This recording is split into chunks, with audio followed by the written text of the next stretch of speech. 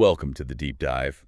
And I just want to start by saying, may God bless your day and your entire week as you join us. We're so glad you could pull up a chair today. Yeah, it's great to be here. We have a really fascinating one today. We really do. So, Yeah. when you crack open an ancient religious text, there's this natural expectation of like a steady upward trajectory. Right, you expect the good guys to win. Exactly. You expect the heroes to be heroic, the victories to be decisive, and the society to just build itself up into something glorious. But today, well, we're throwing that expectation completely out the window. Absolutely out the window. We're hitting into the absolute mud today. For this deep dive, our mission is to unpack the introduction to the biblical book of Judges. Which is quite the whiplash if you aren't prepared for it. It really is. And we're leaning on some really extensive notes from two comprehensive study Bibles, the Holman and the NAA. Yeah. But we aren't just looking at this as a neat, polished piece of theology. No, not at all. We're looking at a gritty, unromanticized, and frankly shocking historical record of a society in just absolute freefall. The whiplash really hits you if you read the text right before this, which is the book of Joshua, because that book ends on this incredibly high, serene note. Right. You have this victorious conquest.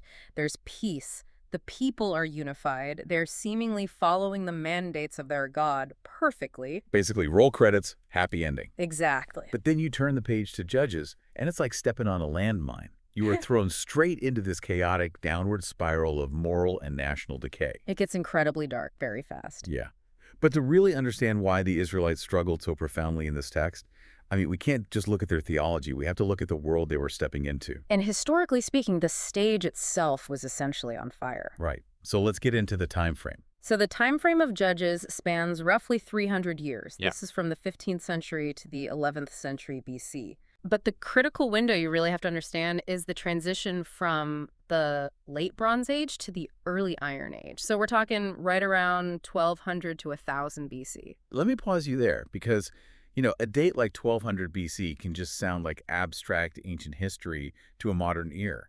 Like, what is the actual on-the-ground reality of that specific transition?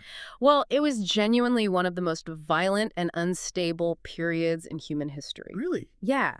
For centuries, the ancient Near East was dominated by these great global superpowers. You had the Egyptian Empire down to the south and the Hittites up to the north. Kind of holding everything together. Exactly. They maintained order, they controlled the massive trade routes, and they kept all the smaller groups in check.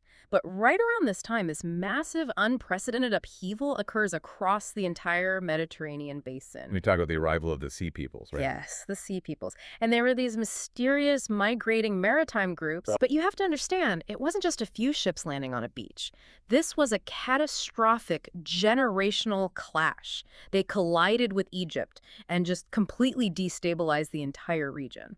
But wait, how does a coastal migration actually topple an established superpower? Egypt was this massive entrenched empire. You have to think of the late Bronze Age as a highly interconnected global economy. It's actually a lot like today. Oh, really? Yeah, it relied heavily on international trade. They needed copper from Cyprus, tin from Afghanistan, just to make bronze. Which is the whole basis of their military and agriculture. Right, so when the Sea Peoples migrated in such massive numbers, they didn't just fight battles. They completely severed those vital interconnected trade networks. When those supply chains died, the importation of essential goods just ceased. So it's a total economic implosion. Exactly. Major urban centers suddenly collapsed because they couldn't sustain their populations. The archaeological evidence from this time shows a radical drop in population. That's wild. The great empires basically just crumpled under their own weight or retreated inward just to survive. So it sounds essentially like a post-apocalyptic wasteland scenario. Like, it's Mad Max in the ancient world.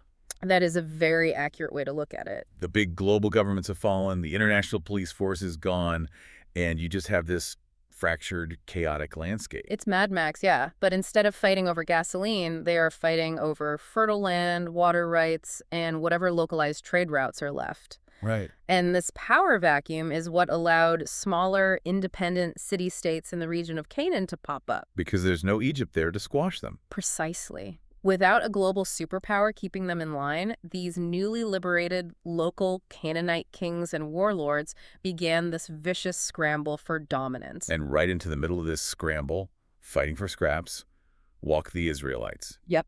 But what's fascinating from the sources is that when they get there, their biggest existential threat wasn't actually these rival armies or the local warlords. No, it was something far more insidious. Right. It was massive culture shock. Yeah. Because I think we usually picture the Israelites as these unstoppable conquering warriors sweeping through the land. Sure, that's the popular image. But reading through the historical context, they sound more like naive tourists getting completely seduced by, like, the Vegas-style glitz and glamour of Canaan. The Vegas analogy works incredibly well when you consider where these tourists just came from. Yeah, let's talk about that contrast. Look at the demographics. The Israelites were a population of newly freed slaves. Their entire recent history was defined by the severe deprivations of desert nomad life. Right, they lived in tents. They lived in tents, survived on basic rations, and adhered to incredibly strict, austere laws just to survive that harsh environment. So they were roughing it. Yeah. Like total sensory deprivation. Exactly. And then they walk into Canaan. Now, despite the political fragmentation we just talked about, Canaanite society at the local level was wealthy. Right. It was agrarian and it was cosmopolitan. They were vastly superior in almost every metric of civilization at the time. Like art and commerce. Art, commerce, literature, architecture, they had these sprawling, fortified urban centers. So it's absolute sensory overload for the Israelites. Hmm. They walk out of the dusty desert, they see these glittering cities, the wealth, the established agriculture, and they are completely mesmerized. It would have been irresistibly attractive. But the most potent weapon of assimilation wasn't just the architecture or the money. What was it? It was how the Canaanites achieved that wealth, or at least how they believed they achieved it. The religion. The fertility cults. Right. Canaanite religion centered on Baal, who was the storm and agriculture god. Okay. Now, to the Israelites, who were trying to learn how to farm in a new, unfamiliar land, adopting the worship of Baal wasn't necessarily viewed initially as a total abandonment of their faith. Wait, really? Yeah, it was pitched to them as practical agricultural science. Oh, wow. The local Canaanites essentially told them, look, this is how you get rain in this region. This is how you guarantee a harvest. Oh, so it's a pragmatic survival strategy. Just when in Rome, do as the Romans do, just to get the crops to grow. Exactly. But it comes with a highly sexualized, elaborate lifestyle package, doesn't it? A massive lifestyle package. The worship of Baal involved sympathetic magic. What does that mean in this context? Well, the belief was that by engaging in sexual acts with what the texts call sacred prostitutes at the local shrines, you could literally stimulate the gods to bring rain and fertilize the earth. Jeez. Yeah, it combined religious worship with extreme physical indulgence. So instead of the strict, invisible god of the desert who demands all this moral austerity, Yeah. you have this visually stimulating, tangible religion. Very tangible. And it basically says, follow our gods, you get abundant crops, wealth, and an officially sanctioned, highly sexualized culture. For a people accustomed to the strict covenant laws they received in the desert, this cosmopolitan lifestyle was basically a psychological weapon. Yeah, I can see that. The allure of that physical indulgence led directly to Israel's apostasy. And by apostasy, we mean the complete abandonment of their covenant with Yahweh. They wanted the Canaanite prosperity, so they just adopted the Canaanite gods. Exactly. Which, ironically, strips away the very identity that protected them in the first place. Because they assimilate so thoroughly into this lifestyle, their societal structure completely erodes. Right. They lose their unity, they become vulnerable to attacks, and this triggers that vicious, repetitive cycle that basically defines the entire structure of the book. Yes, the cycle of the Shephatim. Right, let's focus on that word for a second, Shephatim.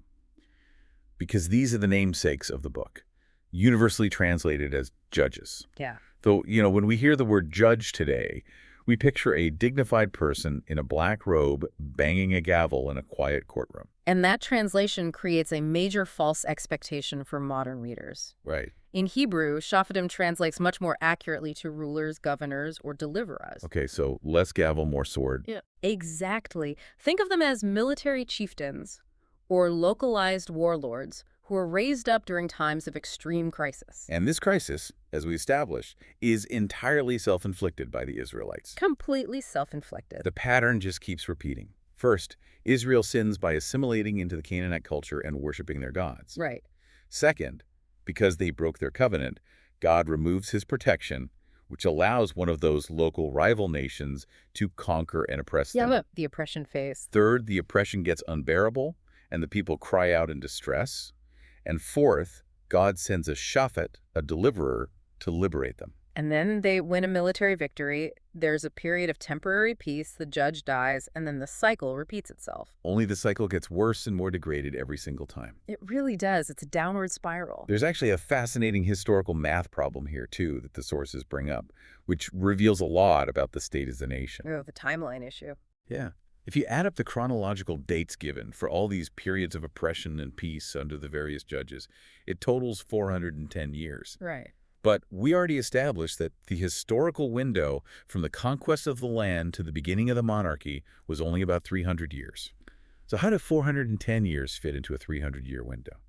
It's a great question, and that discrepancy tells us these judges were not ruling over a unified national kingdom sequentially. Okay, so they weren't like presidents serving one after another. No, the timelines overlap.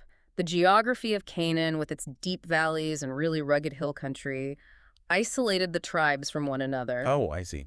So you might have one judge delivering the northern tribes from the Canaanites, while simultaneously another judge is operating down in the south dealing with the Philistines. Wow, so it just shows how fragmented and decentralized Israel had become.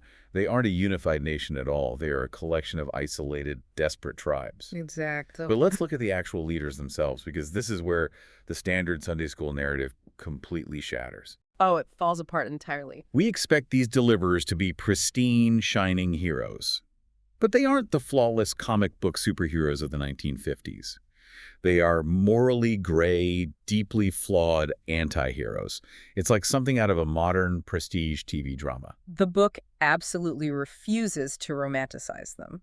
Give us an example. Well, take Gideon, for example. He starts out with an incredible narrative. He gets this divine confirmation and pulls off a miraculous military victory. Right, the story of the fleece and the tiny army. Yeah, he seems like the ideal, reluctant, but faithful leader. But then he makes this tragic, almost bizarre pivot. Very bizarre. Almost immediately after his massive victory, he takes the plunder and fashions a golden ephod, Yeah. which is a priestly garment, right? Yes. And it quickly becomes an object of worship. He essentially sets up a rival religious cult for his own family. Right. And the question is why he would do that. Yeah, why?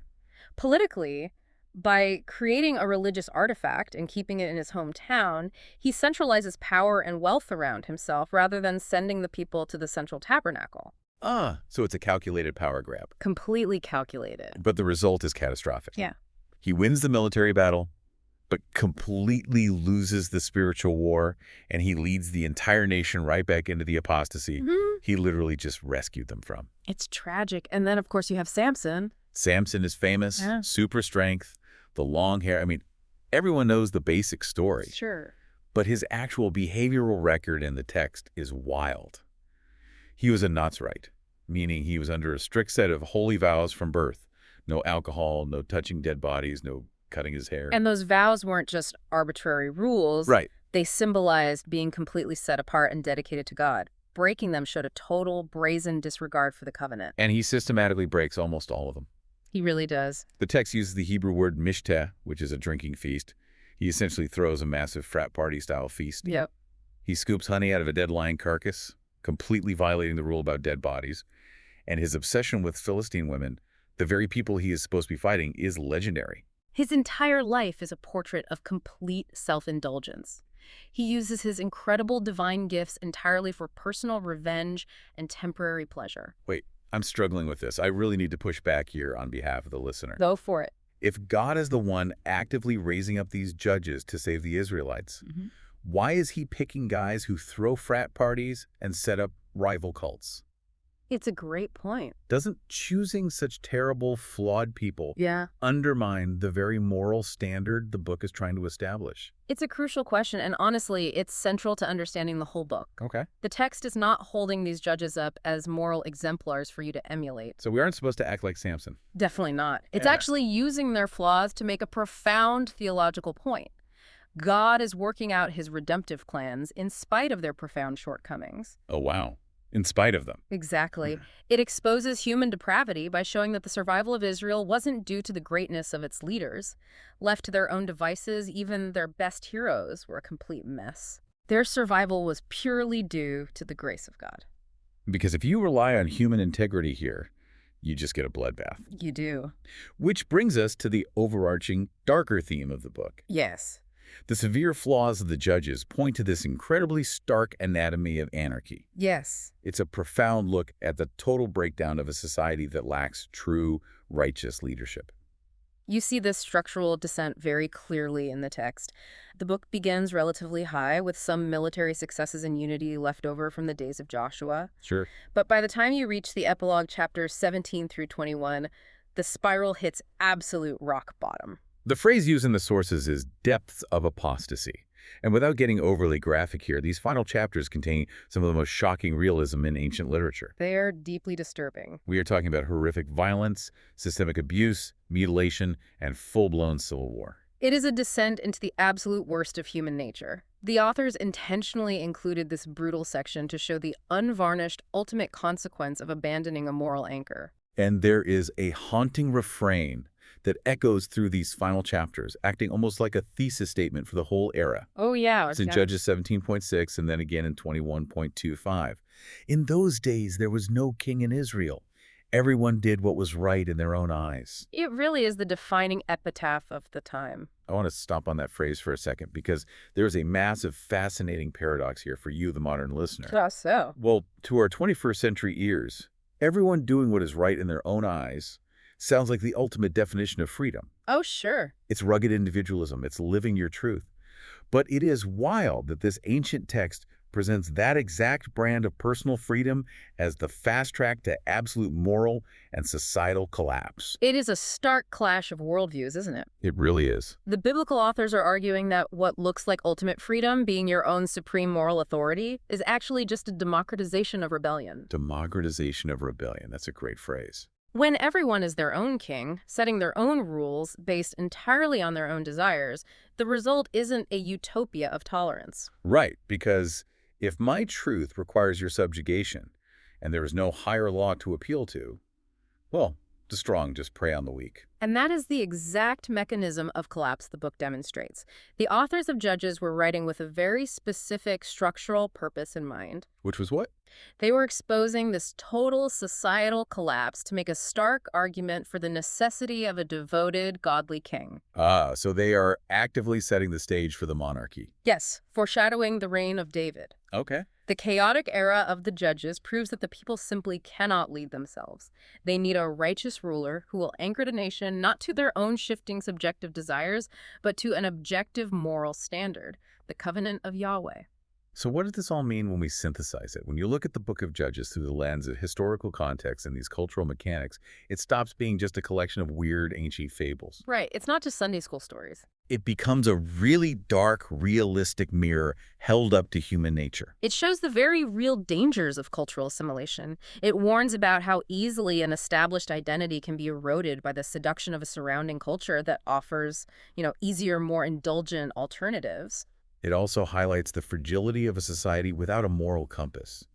I mean, we see leaders like Gideon and Samson, men with immense potential and even divine calling. Yeah. And they're ultimately dragged down by their own lack of character. It proves a society will never rise higher than the integrity of its leaders. Very true. And yet, threaded through all of this darkness, the theological constant remains the grace of God. Which is amazing. The fact that the nation wasn't entirely wiped off the map during this 300-year dark age is presented as a testament to a divine patience that continues to rescue a people who aggressively do not deserve it. It's the ultimate story of a rescue mission in a burning building where the victims just keep trying to run back into the fire. That captures the historical reality perfectly. As we wrap up this deep dive into the mud and mire of Judges, I want to leave you with a final thought to mull over. Okay. We talked about that haunting ancient refrain. Everyone doing what was right in their own eyes. If the ancient writers believed that society devolved into horrors because everyone acted as their own ultimate moral authority, well, it raises a timeless question. It really does. Does true freedom really come from doing whatever we want? Or does a flourishing, safe society actually require us to anchor ourselves to a moral authority higher than our own individual desires? It's a question that challenges the very core of how we define liberty today. It really does. Something to chew on as you go about your week. Thank you for pulling up a chair and joining us on this historical journey. May God bless all of you listeners, and we'll catch you on the next deep dive.